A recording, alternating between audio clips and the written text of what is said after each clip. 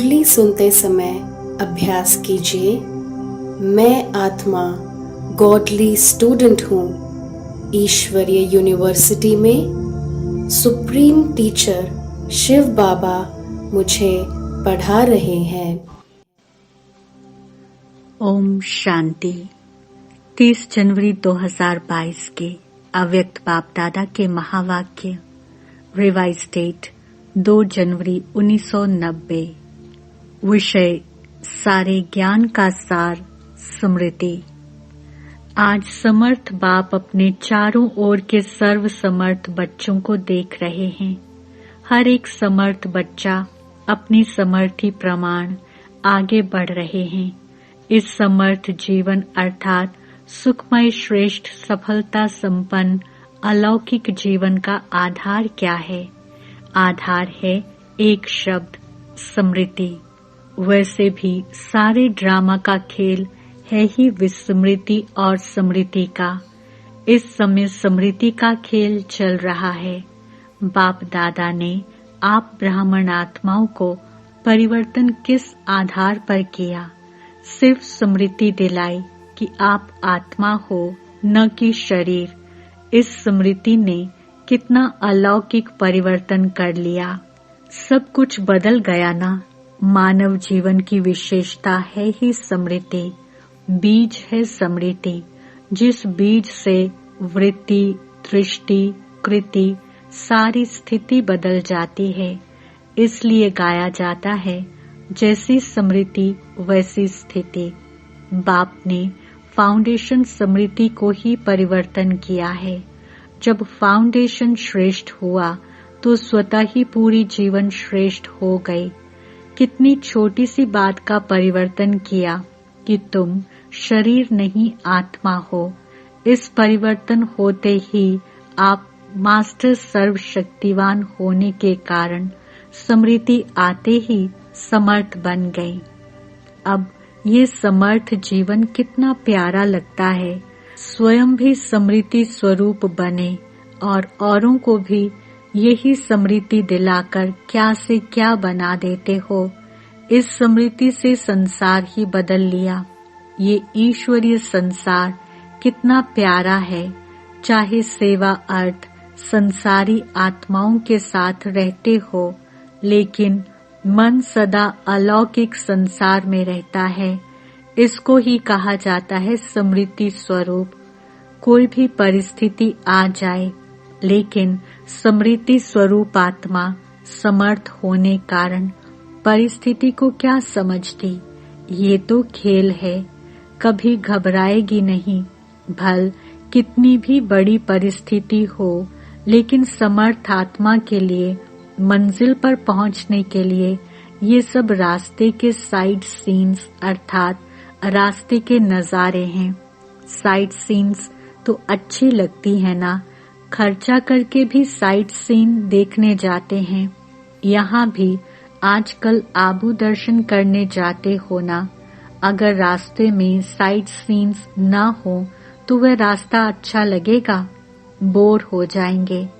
ऐसे स्मृति स्वरूप समर्थ स्वरूप आत्मा के लिए परिस्थिति कहो, पेपर कहो, विघ्न कहो, प्रॉब्लम्स कहो, सब साइट सीन्स हैं। स्मृति में है कि मंजिल के साइड सीन्स अनगिनत बार पार किए हैं। नथिंग न्यू, इसका भी फाउंडेशन क्या हुआ? स्मृति। अगर ये स्मृति भूल जाती अर्थात फाउंडेशन हिला तो जीवन की पूरी बिल्डिंग हिलने लगती है। आप तो अचल है ना। सारी पढ़ाई के चारों सब्जेक्ट्स का आधार भी स्मृति है। सबसे मुख्य सब्जेक्ट है याद। याद अर्थात स्मृति। मैं कौन, बाप कौन। दूसरी सब्जेक्ट है ज्ञान। रचता और रचना का ज्ञान मिला, उसका भी फाउंडेशन स्मृति दिलाई कि अनादि क्या हो, आदि क्या हो और वर्तमान समय क्या हो। ब्राह्मण सो फरिश्ता, फरिश्ता सो देवता। और भी कितनी स्मृतियां दिलाई हैं, तो ज्ञान की स्मृति हुई ना। तीसरी सब्जेक्ट है दिव्य गुण। दिव्य गुणों की भी स्मृति दिलाई कि आप ब्राह्मणों के ये गुण हैं, गुणों की लिस्ट भी स्मृति में रहती है, तब समय प्रमाण उस गुण को कार्य में, कर्म में लगाते हो। कोई समय स्मृति कम होने से क्या रिजल्ट होती? समय पर गुण यूज नहीं कर सकते हो। जब समय बीत जाता फिर स्मृति में आता है कि ये नहीं करना चाहता था लेकिन हो गया, आगे ऐसा नहीं करेंगे। तो दिव्य गुणों को भी कर्म में लाने के लिए समय पर स्मृति चाहिए। अभी अभी ऐसे अपने पर भी हंसते हो, वैसे भी कोई बात व कोई चीज समय पर भूल जाती है तो उस समय क्या हालत होती है। चीज है भी लेकिन समय पर याद नहीं आती तो घबराते हो ना। ऐसे ये भी समय पर स्मृति न होने के कारण कभी कभी घबरा जाते हो। तो दिव्य गुणों का आधार क्या हुआ? सदा स्मृति स्वरूप, निरंतर और नेचुरल दिव्य गुण सहज हर कर्म में, कार्य में लगता रहेगा। चौथी सब्जेक्ट है सेवा। इसमें भी अगर स्मृति स्वरूप नहीं बनते कि मैं विश्व कल्याणकारी आत्मा निमित्त हूँ तो सेवा में सफलता नहीं पा सकते। सेवा द्वारा किसी आत्मा को स्मृति स्वरूप नहीं बना सकते। साथ साथ सेवा है ही स्वयं की और बाप की स्मृति दिलाना। तो 4 ही सब्जेक्ट का फाउंडेशन स्मृति हुआ ना। सारे ज्ञान के सार का एक शब्द हुआ स्मृति। इसलिए बाप दादा ने पहले ही सुना दिया है कि लास्ट पेपर का क्वेश्चन भी क्या आने वाला है। लंबा चौड़ा पेपर नहीं होना है, एक ही क्वेश्चन का पेपर होना है और एक ही सेकंड का पेपर होना है। क्वेश्चन कौन सा होगा? नष्टो मोहा स्मृति स्वरूप। क्वेश्चन भी पहले से ही सुन लिया है ना, फिर तो सभी पास होने चाहिए। सभी नंबर 1 पास होंगे या नंबर वार पास होंगे। डबल विदेशी किस नंबर में पास होंगे? नंबर 1 तो नंबर 1। तो माला को खत्म कर दें या अलग माला बना दें। उमंग तो बहुत अच्छा है। डबल फॉरेनर्स को विशेष चांस है लास्ट सो फास्ट जाने का। ये मार्जिन है। अलग माला बनाएं तो जो पिकनिक के स्थान बनेंगे वहां जाना पड़ेगा। ये पसंद हो तो अलग माला बनाएं। आप लोगों के लिए माला में आने की मार्जिन रखी है, आ जाएंगे। अच्छा, सभी टीचर्स तो स्मृति स्वरूप है ना। चारों ही सब्जेक्ट में स्मृति स्वरूप। मेहनत का काम तो नहीं है ना। टीचर्स का अर्थ ही है अपनी स्मृति स्वरूप फीचर्स से औरों को भी स्मृति स्वरूप बनाना। आपके फीचर्स ही औरों को स्मृति दिलाएं कि मैं आत्मा हूँ। मस्तक में देखें ही चमकती हुई आत्मा व चमकती हुई मणि। जैसे सांप की मणि देख करके सांप की तरफ कोई का ध्यान नहीं जाएगा, मणि की तरफ जाएगा। ऐसे अविनाशी चमकती हुई मणि को देख देह भान स्मृति में नहीं आए, अटेंशन स्वतः ही आत्मा की तरफ जाए। टीचर्स इसी सेवा के निमित्त हो। विस्मृति वालों को स्मृति दिलाना यही सेवा है। समर्थ तो हो या कभी कभी घबराती हो। अगर टीचर्स घबरा जाएंगी तो स्टूडेंट क्या होंगे? टीचर्स अर्थात सदा नेचुरल, निरंतर स्मृति स्वरूप, सो समर्थ स्वरूप। जैसे ब्रह्मा बाप फ्रंट में रहा तो टीचर्स भी आगे हो ना, निमित्त माना आगे। जैसे सेवा प्रति समर्पण होने में हिम्मत रखी, समर्थ बनी, तो ये स्मृति क्या है? ये तो त्याग का भाग्य है। त्याग कर लिया, अभी भाग्य की क्या बड़ी बात है। त्याग तो किया, लेकिन त्याग त्याग नहीं है, क्योंकि प्राप्ति बहुत ज्यादा है। त्याग क्या किया? सिर्फ सफेद साड़ी पहनी, वह तो और भी ब्यूटीफुल बन गई हो, फरिश्ते परियां बन गई हो, और क्या चाहिए? बाकी खाना पीना छोड़ा, वह तो आजकल डॉक्टर्स भी कहते हैं ज्यादा नहीं खाओ, कम खाओ, सादा खाओ। आजकल तो डॉक्टर्स भी खाने नहीं देते। बाकी क्या छोड़ा? गहना पहनना छोड़ा। आजकल तो गहनों के पीछे चोर लगते हैं। अच्छा किया जो छोड़ दिया, समझदारी का काम किया, इसलिए त्याग का पदम गुणा भाग्य मिल गया। अच्छा, अभी अभी बाप दादा को एथेंस वाले याद आ रहे हैं। एथेंस में सेवा का बड़ा कार्यक्रम चल रहा है। वे भी बहुत याद कर रहे हैं। जब भी कोई विशाल कार्य होता है, बेहद के कार्य में बेहद का बाप और बेहद का परिवार याद जरूर आता है।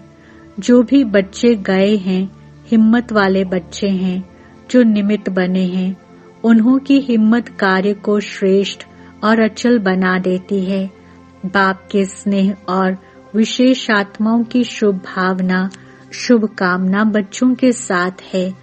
बुद्धिवानों की बुद्धि किसी द्वारा भी निमित्त बनाए अपना कार्य निकाल देते हैं। इसलिए बेफिक्र बादशाह बन, लाइट हाउस माइट हाउस बन, शुभ भावना, शुभ कामना के वाइब्रेशन फैलाते रहो। हर एक सर्विसेबल बच्चे को बाप दादा नाम और विशेषता सहित याद प्यार दे रहे हैं। अच्छा, सदा निरंतर स्मृति स्वरूप समर्थ आत्माओं को, सदा स्मृति स्वरूप बन, हर परिस्थिति को साइड सीन अनुभव करने वाले विशेष आत्माओं को, सदा बाप समान चारों ओर स्मृति की लहर फैलाने वाले महावीर बच्चों को, सदा तीव्र गति से पास विद ऑनर होने वाले महारथी बच्चों को बाप दादा का याद, प्यार और नमस्ते। अच्छा, मीठे मीठे सिक्के जवान बच्चों फिरता है, हमारे बाप दादा का याद प्यार और गुणगान।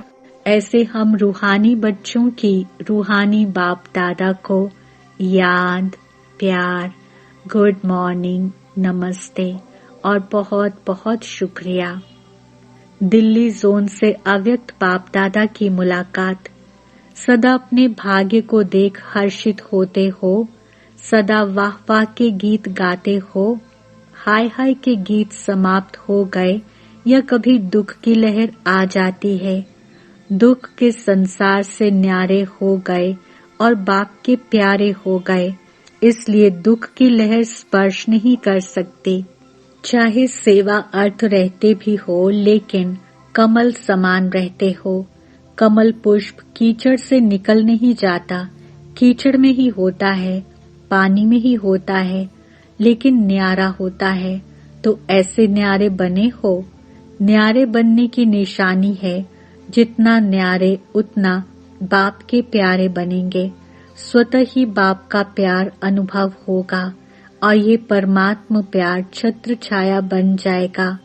जिसके ऊपर छत्र छाया होती है वे कितना सेफ रहता है। जिसके ऊपर परमात्म छत्र छाया है उसको कोई क्या कर सकते हैं। इतने फख्र में रहो कि हम परमात्म छत्र छाया में रहने वाले हैं।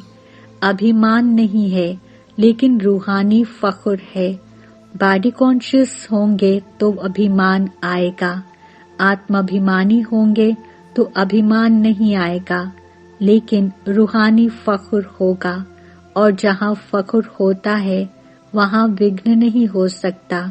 या तो है फिक्र या है फख्र, दोनों साथ नहीं होते। दाल रोटी अच्छे से अच्छी देने के लिए बाप दादा बंधा हुआ है। रोज 36 प्रकार के भोजन नहीं देंगे, लेकिन दाल रोटी प्यार की जरूर मिलेगी, निश्चित है। इसको कोई टाल नहीं सकता। तो फिक्र किस बात का? दुनिया में फिक्र रहता है कि हम भी खाएं, पीछे वाले भी खाएं, तो आप भी भूखे नहीं रहेंगे, आपके पीछे वाले भी भूखे नहीं रहेंगे। बाकी क्या चाहिए? डनलप के तकिए चाहिए क्या? अगर डनलप के तकिए व बिस्तर में फिक्र की नींद हो तो नींद आएगी। बेफिक्र होंगे तो धरनी पर भी सोएंगे तो नींद आ जाएगी। बाहों को अपना तकिया बना लो तो भी नींद आ जाएगी। जहाँ प्यार है वहाँ सूखी रोटी भी 36 प्रकार का भोजन लगेगी। इसलिए बेफिक्र बादशाह हो। ये बेफिक्र रहने की बादशाही सब बादशाहियों से श्रेष्ठ है। अगर ताज पहनकर तख्त पर बैठ गए और फिक्र करते रहे तो तख्त हुआ या चिता हुई। तो भाग्य विधाता भगवान ने आपके मस्तक पर श्रेष्ठ भाग्य की लकीर खींच दी है। बेफिक्र बादशाह हो गए हो। वे टोपी या कुर्सी वाले बादशाह नहीं, बेफिक्र बादशाह। कोई फिक्र है? पोत्रों धोत्रों का फिक्र है? आपका कल्याण हो गया तो उन लोगों का जरूर होगा। तो सदा अपने मस्तक पर श्रेष्ठ भाग्य की लकीर देखते रहो। वाह मेरा श्रेष्ठ ईश्वरीय भाग्य। धन दौलत का भाग्य नहीं, ईश्वरीय भाग्य। इस भाग्य के आगे धन तो कुछ नहीं है, वह तो पीछे पीछे आएगा। जैसे परछाई होती है, वह आपे ही पीछे पीछे आती है या आप कहते हो पीछे आओ। तो ये सब परछाई है, लेकिन भाग्य है ईश्वरीय भाग्य। सदा इसी नशे में रहो। अगर पाना है तो सदा का पाना है। जब बाप और आत्मा अविनाशी हैं, तो प्राप्ति विनाशी क्यों? प्राप्ति भी अविनाशी चाहिए। ब्राह्मण जीवन है ही खुशी की। खुशी से खाना, खुशी से रहना, खुशी से बोलना, खुशी से काम करना। उठते ही आंख खुली और खुशी का अनुभव हुआ। रात को आंख बंद हुई, खुशी से आरामी हो गए।